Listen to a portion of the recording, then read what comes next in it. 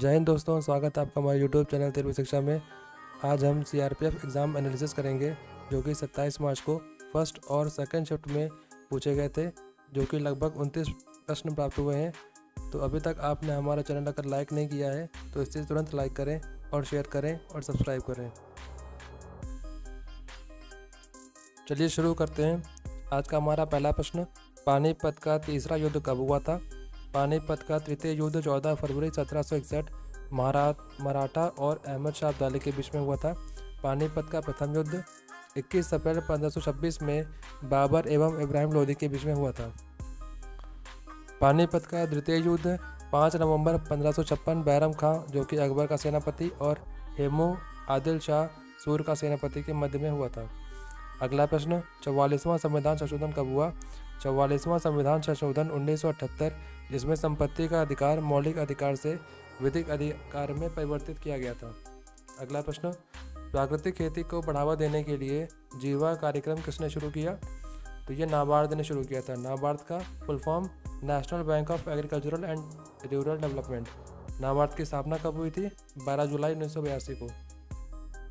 अगला प्रश्न, 8वीं अनुसूची में कुल कितनी भाषाएं हैं? 22 भाषाएं हैं। दीपक धर को किस क्षेत्र में 2023 में पद्म भूषण दिया गया था? तो साइंस एवं इंजीनियरिंग के क्षेत्र में। अगला प्रश्न, प्रज्ञान नंदा किस खेल से संबंधित है? तो ये शतरंज खेल से संबंधित है। अगला प्रश्न, 2011 जनगणना के अनुसार सबसे ज़्यादा साक्षरता रेट किस राज्य की है? तो ये केरल की है। कितनी है? 74.04%। अगला प्रश्न, सौर ऊर्जा उत्पादन में प्रथम स्थान पर कौन सा देश है? तो पहले स्थान पर चीन है, दूसरे स्थान पर अमेरिका है, तीसरे स्थान पर जापान है। अगला प्रश्न, बैक्टीरिया जीवाणु किस समूह से संबंधित है? तो ये मोनेरा समूह से संबंधित है। अगला प्रश्न, भारत की सबसे बड़ी कोयला खदान कौन सी है? तो ये झारिया, जो कि अब झारखंड में है। अगला प्रश्न, नेशनल क्राइम रिकॉर्ड ब्यूरो के अनुसार क्रिमिनल केस सबसे अधिक किस राज्य में है? तो ये उत्तर प्रदेश में है। अगला प्रश्न, मुस्लिम लीग की स्थापना कब और कहाँ हुई थी?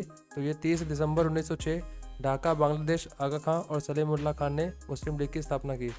अगला प्रश्न, कौन है जो मंगोल और तुर्की दोनों से संबंध रखता है? तो वो है चंगेज़ खान।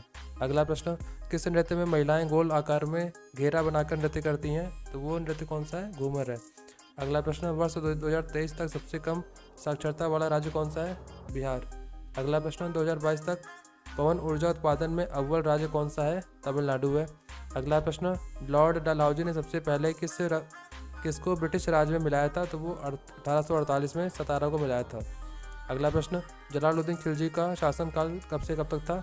तो ये 1296 से लेकर 1320 ईस्वी तक था। अगला प्रश्न, भारत के राष्ट्रपति पर संविधान के किस अनुच्छेद के तहत महाभियोग लगाया जा सकता है? तो यह अनुच्छेद 61 के तहत। अगला प्रश्न, 2023 का खेलो इंडिया यूथ गेम्स का थीम कौन सा था? तो ये हिंदुस्तान का दिल धड़का दो। अगला प्रश्न, 2022 का अंडर 17 महिला फीफा वर्ल्ड कप कब कहाँ पर खेला गया? तो ये भारत में ही खेला गया था। अगला प्रश्न, संसद की संयुक्त बैठक की अध्यक्षता कौन करता है? तो ये लोकसभा के अध्यक्ष करते हैं। अगला प्रश्न, CSIR अवार्ड किसे दिया गया? तो ये शरण कुमार लिम्बाले को दिया गया। अगला प्रश्न, खेलो इंडिया यूथ गेम्स 2023 किस राज्य से में होने जा रहा है? तो ये मध्य प्रदेश में होने जा रहा है खेलो इंडिया यूथ गेम्स।